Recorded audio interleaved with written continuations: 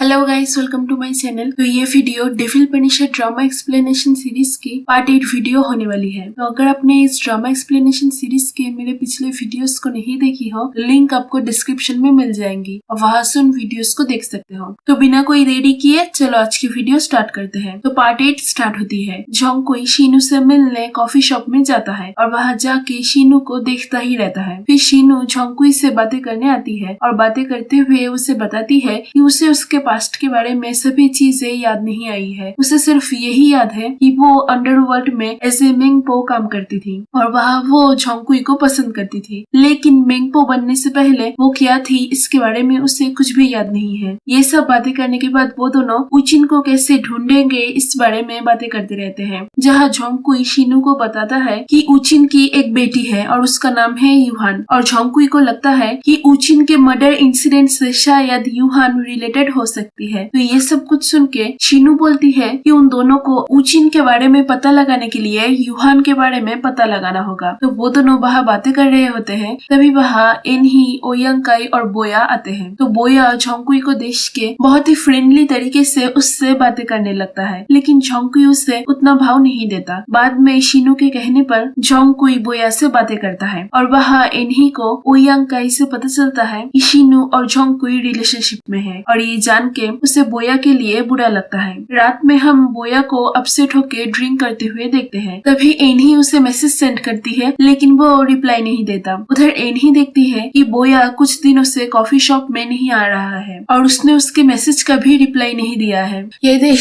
के वो दुखी हो जाती है। तभी वो शीनू को जोंगकुई के साथ हंस के बातें करते हुए देखती है। ये देख के वो उससे पूछती है कि उसने बोया जैसे इतने क्यूट लड़के को छोड़ के क्यों जोंगकुई को चूज किया। ये सुन के शीनू उसे बोलती है, जोंगकुई को देख के मुझे लगता है कि मैं उससे बहुत ही पहले से जानती हूँ। ये सुन के एनही बोलती है, क्या तुम्हें तुम्हारे पास्ट के बारे में कुछ याद आया है? तो शीनू बोलती है, हाँ, मुझे मेरे पास्ट के बारे में कुछ चीजें याद आई है। और ये बोल के शीनू एनही को उसके पास्ट के बारे में कुछ भी नहीं बताती, जिसकी वजह से एनही शीनू के ऊपर गुस्सा हो जाती है, क्योंकि वो ये समझ नहीं पा रही थी कि क्यों शीनू उसको उसके पास्ट के बारे में नहीं बता रही है। फिर हम देखते हैं कि स्कूल के सभी स्टूडेंट्स जीशुआन के पियानो बजाने की वीडियो देख के अजीब तरीके से बिहेव करने लगते हैं। अगले दिन एनही और ओयांकाई जब बोया का क्लास अटेंड करने जाते हैं, तब वो दोनों देखते हैं कि क्लास में सिर्फ कुछ ही स्टूडेंट्स हैं और वो सभी लोग चुपचाप एक जगह पर बैठे हुए हैं। ये देख के वो तीनों बाकी स्टूडेंट्स को भी देखने जाते हैं, जहाँ वो तीनों देखते हैं कि सभी स्टूडेंट्स का एक ही हाल है। सभी लोग उस पियानो बजाने की वीडियो देख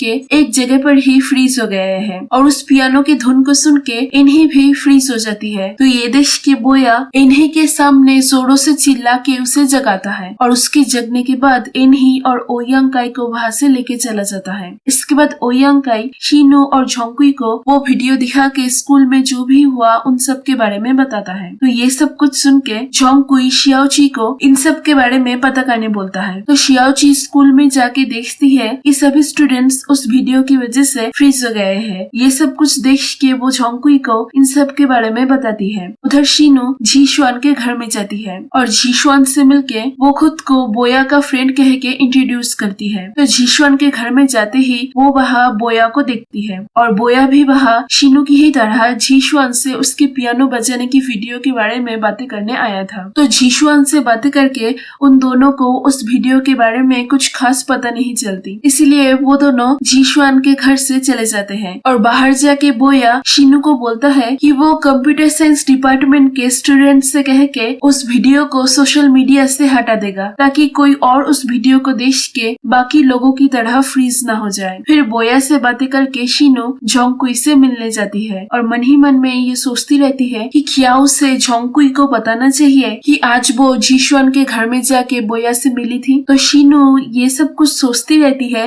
तभी वहाँ जोंगकुई आता है और वो शीनू की मन की बात पढ़ के गुस्सा हो जाता है और शीनू से पूछता है, क्या तुम्हें मेरे ऊपर भरोसा नहीं है? अगर भरोसा है तो क्यों तुम जीशुआन के घर में गई थी? ये सुन के शीनू बोलती है कि वो जोंगकुई की मदद करना चाहती है, इसलिए ही वो जीशुआन के पास गई थी उस वीडियो के बारे में पता लगाने। तो ये सुन के जोंगकुई का गुस्सा थोड़ा कम होता है। अगले दिन शीनू स्कूल में जाती है उस वीडियो को सोशल मीडिया से हटाने में बोया से मदद मांगने। तो शीनू बोया से मिलके उसे कुछ बोलने ही जाती है, तभी वो देखती है कि सब कुछ अचानक से स्टॉप हो गई है। ये देख के वो समझ जाती है कि जोंगकुई ने ही शायद ये किया होगा। तभी वो स्कूल में जोंगकुई और शियाओची को आते हुए देखती है। तो जोंगकुई स्कूल में आते ही अपने पावर का यूज करके सभी स्टूडेंट्स को ठीक कर देता है और फिर टाइम को रिज्यूम करके वहाँ से चला जाता है। तो सब कुछ ठीक देख के शिनो बोया को और कुछ भी नहीं बोलती और वहाँ से चली जाती है। जोंगकुई बेकरी पहुँचता है जहाँ वो देखता है कि ग्रैनी यू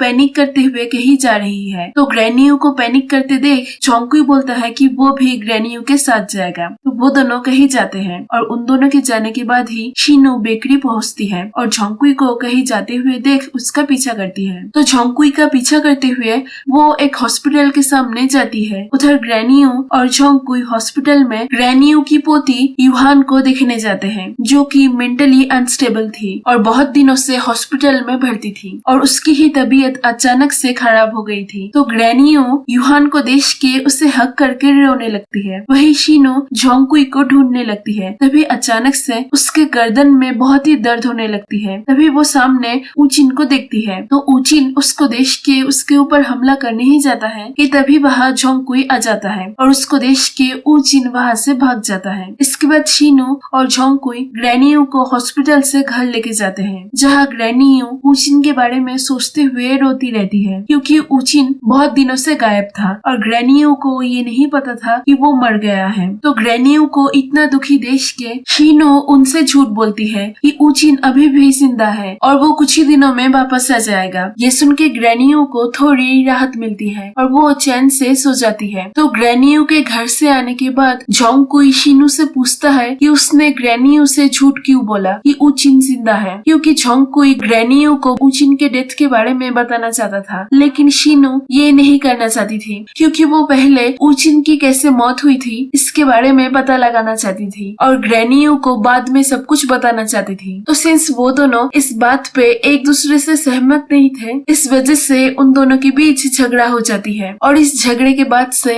शिनो जोंगकुई से बातें नहीं करती और अपसेट रहने लगती है। तो उसे अपसेट देख के इन्हें उससे पूछती है कि क्या उसका जोंगकुई के साथ झगड़ा हुआ है। तो शिनो बोलती है हाँ और फिर इन्हीं से पूछती है कि क्या उसे ऊचिन के मरने के बाद को ग्रैनी यू को बता देना चाहिए। तो ये सुन के इन्हीं बोलती है कि हाँ उसे इस बात को ग्रैनी यू को बता देना चाहिए। रात में जोंगकुई शिनो से मिलने कॉफी शॉप में जाता है और शिनो को देख के उसे कहीं ले जाता है। तो उन दोनों को हैप्पी देख के ओयंग काई इन्हीं को बोलता है कि वो दोनों एक दूसरे के लिए बिल्कुल ही परफेक्ट है। लेकिन इन्हीं ओयंग काई की बातों से सहमत नहीं थी। तो ओयंग काई उससे पूछता है कि इन्हीं के हिसाब से कौन सा लड़का उसके लिए परफेक्ट है। ये सुन के इन्हीं बोया के बारे में सोचती है और मन ही मन में ये बोलती है कि मैं बोया को पसंद करती हूँ, लेकिन वो शिनो को पसंद करता है। उधर जोंगकुई शिनो को लेकर मैजिकल रेस्टोरेंट में जाता है और वहाँ जाके वो शिनो से बिना कुछ बोले सिर्फ ड्रिंक करता रहता है और फिर एक बार नशा होने के बाद बहुत ही क्यूटली शिनो को बार बार बोलने लगता है कि तुम मुझे प्रॉमिस करो कि तुम मुझसे आगे से कभी भी लड़ाई नहीं करोगी और कभी भी मुझे छोड़कर नहीं जाओगी। तो ये सुन के शिनो भी उसे बार बार बोलने लगती है कि वो उसे छोड़कर कहीं नहीं जाएगी और यहाँ पर ही